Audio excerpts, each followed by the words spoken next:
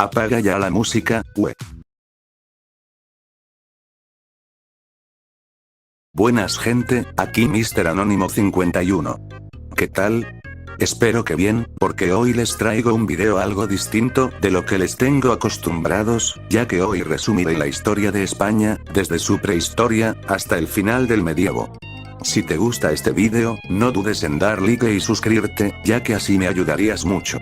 Además, si este video llega a las 5000 visitas, empezaré a trabajar en una segunda parte. Ahora sí, y sin más preámbulos, comencemos.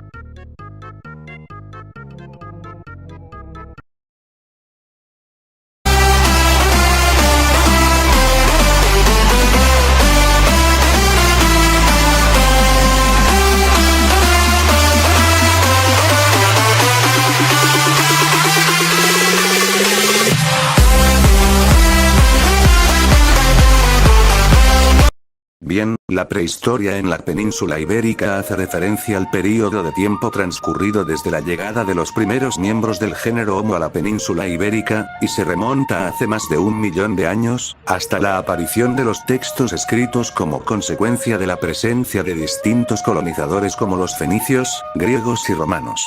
En la península encontramos restos de los homínidos más antiguos de Europa, como los Homo antecesor, Homo heidelbergensis, Homo neanderthalensis y, por supuesto, Homo sapiens.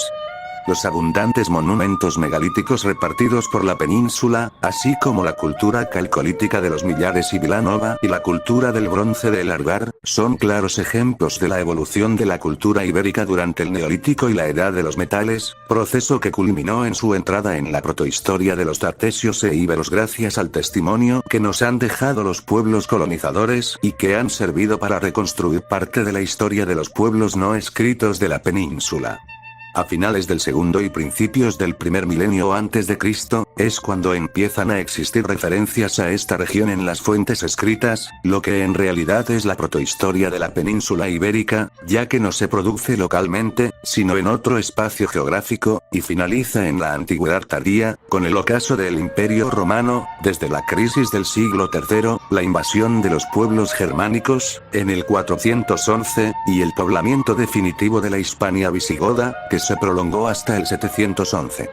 Tanto el inicio como el final de la antigüedad en la península ibérica supusieron un repentino desmembramiento, pero un período de transición secular. Durante el primer milenio antes de Cristo, hubo un intenso contacto, especialmente en el este y sur de la península, entre los llamados pueblos indígenas y los llamados pueblos colonizadores históricos del Mediterráneo oriental, los fenicios, griegos y cartagineses.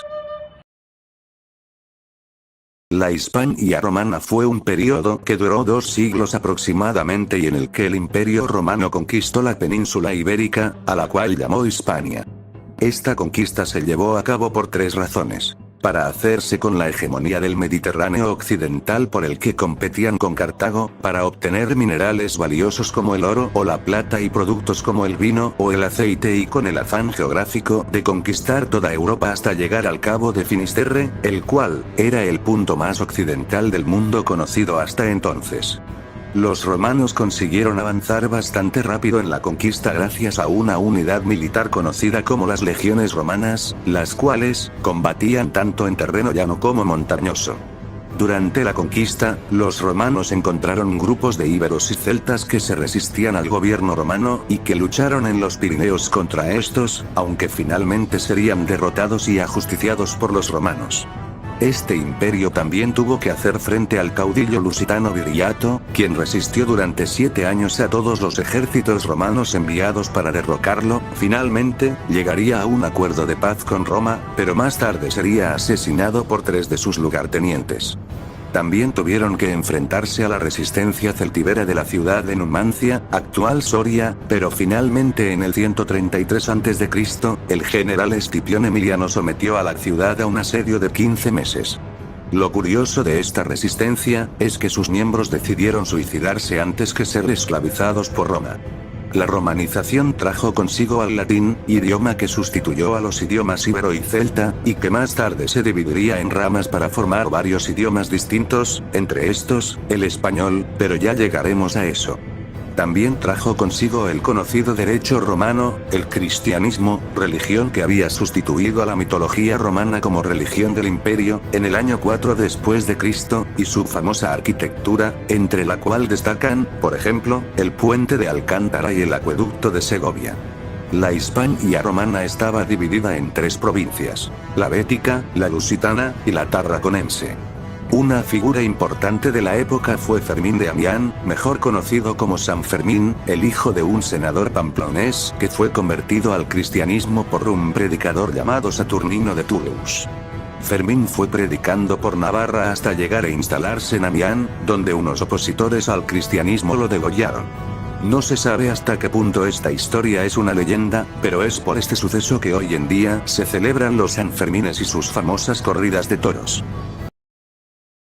Fue en el año 411 que varios pueblos germanos fueron invadiendo el Imperio Romano de Occidente hasta dejarlo obsoleto y provocando su decadencia en el 476, dando fin a la Edad Antigua y dándole la entrada a la Edad Media.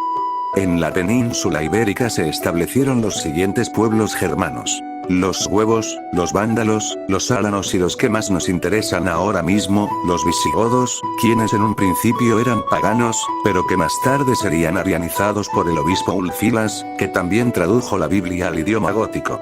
Los arianos eran cristianos que no creían que Jesús fuese hijo de Dios, sino que solamente una persona enviada por él y ya está. Es por esto que estaban todo el rato peleándose con los católicos, ya que estos sí creían que Jesús era el hijo de Dios. Antes de la caída del Imperio Romano, estos visigodos hicieron un trato con los romanos para expulsar al resto de tribus afuera de la península, a cambio de un pedazo de tierra dentro del imperio, y estos accedieron. En el 418 fue que se creó el reino visigodo en el sur francés, con Teodorico I como primer rey, y con capital en Burdeos, aunque más tarde la capital terminaría siendo Tolosa. En el 429 los vándalos serían expulsados definitivamente de la península, y en el 441, el rey Requila del reino suevo, empezaría a conquistar gran parte del terreno del Imperio Romano de la península, expandiendo así su reino. En 451 los hunos serían expulsados de Europa. También debemos hablar de Requiario, tercer rey de los suevos, quien fue el primer rey de los reinos germanos en abrazar el cristianismo católico, y esto ayudó a mantener el catolicismo en la península. Más tarde, los suevos decidirían trazar un plan para invadir toda la península, pero esto chocaba con algunos de los planes de los visigodos, así que en la batalla del río Órbigo estos suevos perdieron parte de sus tierras y su reino terminó cayendo en tremenda anarquía, pero a pesar de esto, conseguirían sobrevivir 130 años más.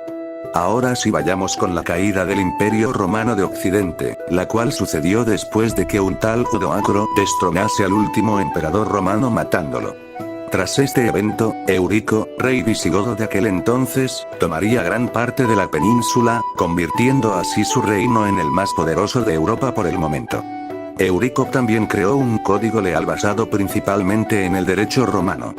Alarico, quien fue el siguiente rey, moriría en la batalla de Huile, y los visigodos fueron derrotados, así que tuvieron que retroceder, perdiendo toda la parte de Aquitania y Occitania. Por esto, tuvieron que escoger una nueva capital, la cual sería Toledo.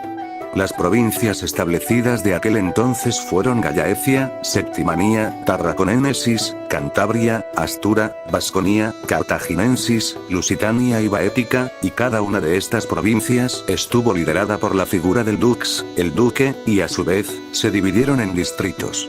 Como los visigodos eran muy religiosos, terminaron levantando varias escuelas episcopales e iglesias de estilo prerrománico por distintas partes del reino. Llegando al final de la Hispania visigoda, en el año 710, el rey Agila II iba a ser coronado, pero finalmente, el sucesor de la corona fue un tal Rodrigo. Esto hizo que se iniciase una rebelión contra este, ya que no muchos querían su reinado.